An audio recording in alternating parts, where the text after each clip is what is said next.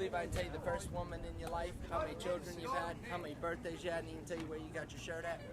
Carry on. You think I can tell you all that? I don't believe you. I'll bet you a drink I can. Ah, no. All right, well, I'll tell you for free. True. First piece of ass you ever had is your own ass. First woman in your life is your mother. You've only had one birthday, the rest is celebrations, and I know your ass ain't pregnant to have any kids. And you got your shirt on your body. That's a unique twist to Go like this. go like this. Shit on a stick. We're gonna shoot an interview with you here later on. Oh, You want to move Eddie back, Rob? Hey, You want to move back a little or what? I only charge $1,000 a set. You want peaches to get out of the way? Yeah, would you mind just giving us a little room, and then we'll... How's that? That can be okay? Right on the end of there. Let me move this. it's not down the pillow, but it'll do. Move a little bit to your left. Eddie or me? Your left or my... Oh, sorry. John, am I out of frame here? Yes. Phew. So we missed you at the airport. So I hear. Sounds like I missed you at the airport. Yeah, there was like a couple of flights. They rearranged you. Yeah. Got you in on an earlier, later flight, from what I understand. Madness. Just So, absolute. yeah, it must have been. You came in from London. Yeah. Wait, 1 second. You came in from London, and you're living in Barbados. How about some opening tour comments for us? This is the first night of your tour in this country. How's it feel, Eddie? It's good. It's pretty good. Not sure yet. Not sure yet. The weather is good. It's great that you're starting the tour in a place where you're pretty much used to the climactic. We were down in Barbados recently. It's equally tropical there. Oh yeah, lovely place, eh? Absolutely. We didn't get to stay too long. We had to get right back to Trinidad. All right. There's a lot of rock and roll happening in the Caribbean. What's your feeling about that? What have you experienced down there? Things are starting to open up. Well, there's a lot of music in general down in the Caribbean. A lot of people believe that because it's in the Caribbean, there's only black music down there, you know, but it's pretty cosmopolitan. I mean, you can hear things like Journey and Air Supply and, you know, Olivia Newton-John and people like that down there. All over the radio. Yeah. Did you hear about the Flock of Seagulls concert in Trinidad? On the Fix? No? That's where we went. We ended up in Barbados. Yeah, Flock of Seagulls, the first rock and roll, quote-unquote rock and roll concert ever Right. in Trinidad. Oh, I didn't know about that. So that just happened. It was in June. It took place in June. We went down there to shoot it for MTV. Was it good? It was wild. 6,000, 7,000 people showed up. Yeah. And it was something. The fact that you spend most of your time in London now, or is it Barbados? Barbados. And how is it that you're able to conduct a music career from Barbados?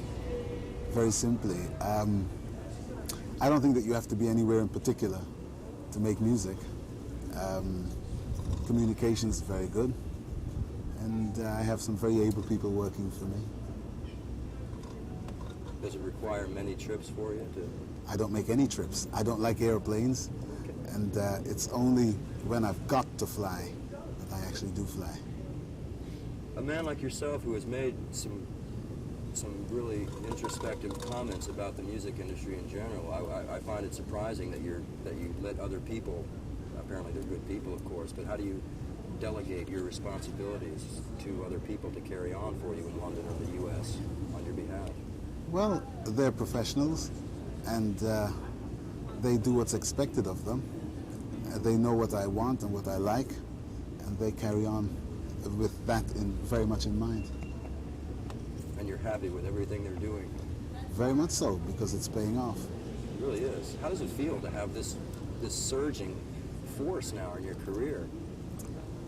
Well, it's very good because we've worked towards it for a long time, and everything has come together very, very well. Couldn't ask for better, really. What are you expecting on this tour? A lot of excitement. Obviously, it's the first time the American people would have actually seen me live, and I have a lot of preconceptions to break down and get rid of. But after we've done this first one, I should hope that you know, we'll be on smooth sailing from then on. This is nice that on the first date the venue is a small club like this. Or how does it differ from the rest of the tour? Are there varying sizes of halls you'll be playing? Yeah, generally it's the small kind of venue that we're going for. More intimacy between artist and audience to create this nice ambience that we're looking for. It's so much better than having to project.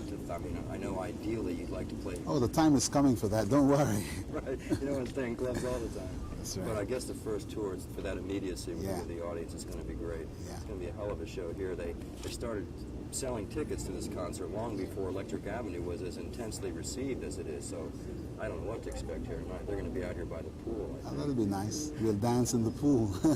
Dance where we have to. A lot of people that have been hearing Electric Avenue and, of course, Killer on the Rampage is getting so much play. They're going to think of you as a reggae artist, a Rastafarian. Can you verbalize your distinction? I know that you yourself have said, you know, I know what you've said about those two things, but verbalize the distinction for us. As to, I don't see myself or my music in terms of any category. I think I'm a musician, I'm professional, and those are the only categories I want to be in, professional and musician. With regard to Rastafarianism, I'm not a Rastafarian, as much as I'm not a Catholic or anything else. I'm just Eddie Grant, and I want people to accept me on that basis. Whether they do or they don't, that's up to them. You know, people just try to shuffle you into an easy little corner, and I don't really want to be shuffled. I won't stand for it, folks.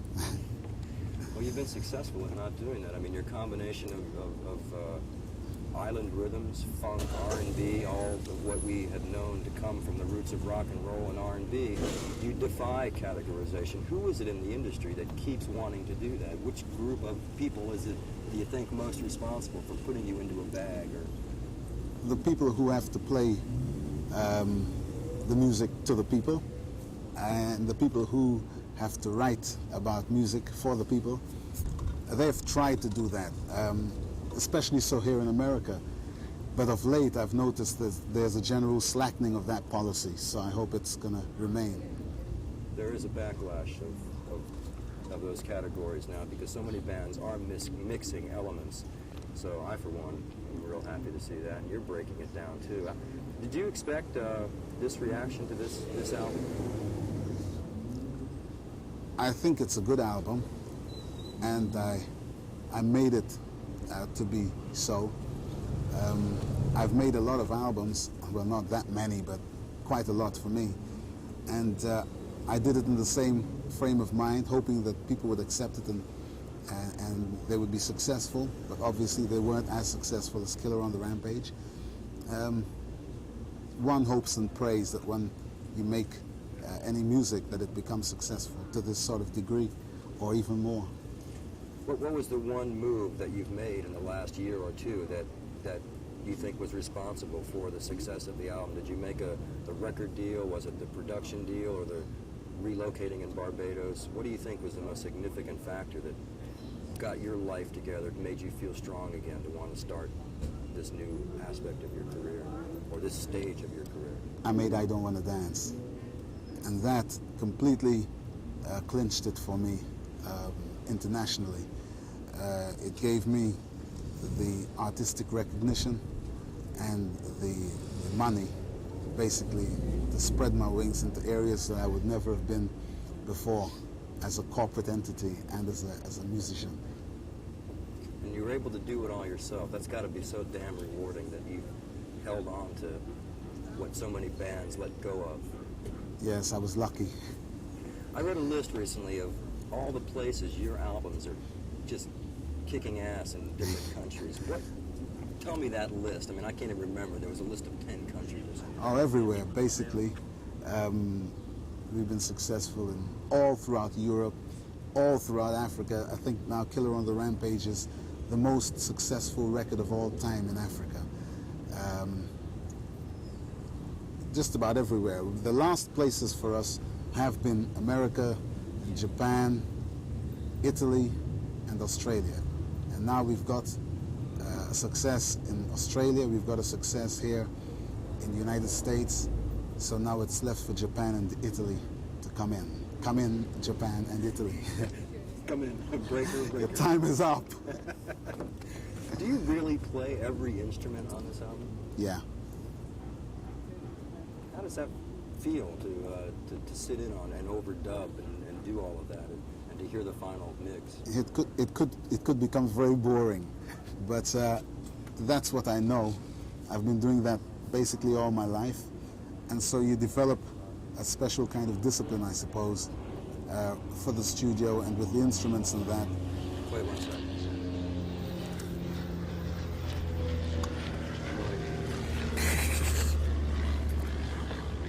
Start that over, you were saying. That's Japan and Italy. They're waiting for it to finish this gig first. What was I saying? No, about the feeling of playing, the discipline you've developed playing. Oh on the yeah, instrument. over the years I've always been playing most of the instruments on my music. That's got to be Australia. This is Australia showing. Great. Sounds of the streets. Lovely. This is referred to as Electric Avenue, this A1A. by the Oh, way. I see. That's why he's giving me problems. That's right. All right. Over the years, I've played all the instruments on my music, and as such, it's given me that extra discipline with regard to the studio, where you have to, if you're playing all these instruments and overlaying different textures on top of the music, you have to know when to stop, so to speak, and that is the special discipline that you acquire. If you don't, then you just musically masturbate and it's all over. And yet you travel with a 14-piece band. I travel with an 8-piece band. An 8-piece band. Yes, 14 is coming. Yeah, because obviously I don't want to be a man on the stage with 10 synthesizers and tape recorders and what have you. That's terribly inhuman. You'd be worn out. Yeah. But it's, I mean, any time, who was the first one that really started doing? Was it Paul McCartney that started doing the every instrument on his own album? Les Paul. That's right, he was the one before Paul. Les was doing that for Yeah. quite a while. Tell me about the new video that MTV is playing. What's the title of it? It's I Don't Want to Dance. That's the one they've added. And that record was the one that, as I said, opened all the doors for me, because it's a great pop song. It defies, again, categorization. It's just a nice song. That must be fun for you to mess up the heads of the program directors around the country. They don't know what format. Now, what is this, R&B or is this AOR? It's or Eddie what? Grant. Yeah. They're just going to have to make a little section for me. That's great. That's great. Did you produce the video? What's your approach to videos? And were they both done simultaneously, Electric Avenue and I Don't Want to Dance? Yeah, they were done about the same time. My whole approach to video is turn up and stand there, let the director do his job, because I don't know anything about that particular medium. I stand in awe of Steve Barron, who is the director of most of my videos. He knows exactly what he's doing, and so therefore I leave him alone. In London, these are produced? No, these were done in Barbados. It's funny that I don't even have MTV, and so there's a lot of the videos that I talk to the band, and we don't get to see them. So people heard about both of these videos Yeah. that you've done. Are you thinking in a visual sense, though? You say you leave the director alone, but surely you're bringing interpretation of your lyrics to the director.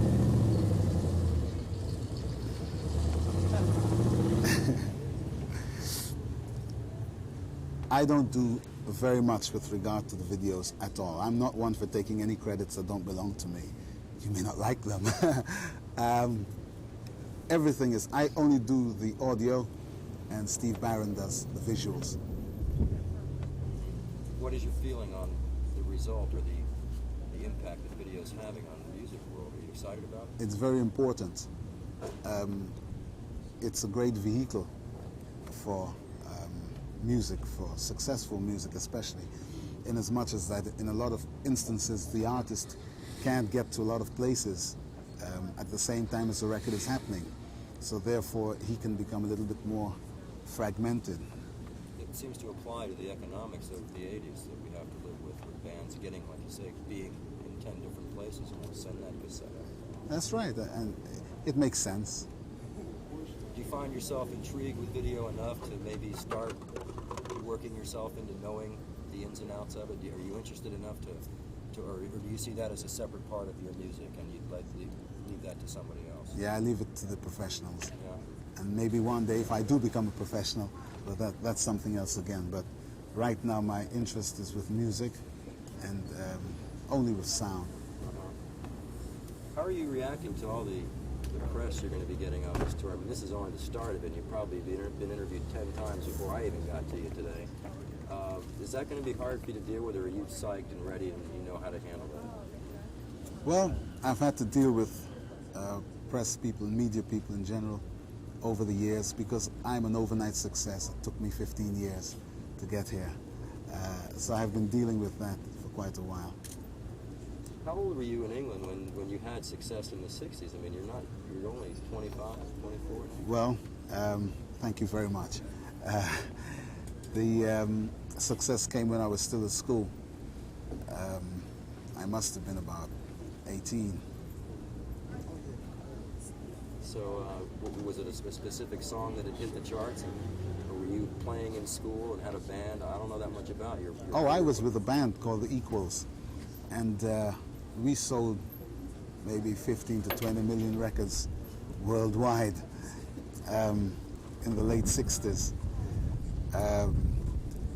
The first success that we really had worldwide was Baby Come Back, which has been since covered by people like Bonnie Raitt here in the States, so maybe you know that. A band called Player did that too, didn't they? Baby Come Back? Yeah, but a different one. Different one? Yes, I looked it up. You know, and over the years we made various records, which were successful in various places, but they sold a lot. Well, this is exciting. Now, let's just go over the itinerary here, because this story will be going out to the rest of the country, who will be expecting to see you. How many cities are you covering stateside before you leave? And tell me I think it's about 34. I don't know how that breaks down, but I know we're on the road for a long time, so keep an eye out. Yeah, say something to the people around the country as a preliminary. Do you have a special Eddy Grant invitation? Well, it's taken me a long time to get to you, so don't let's be any longer getting to each other. Be at the shows. They're going to be something special, I hope. I think they will.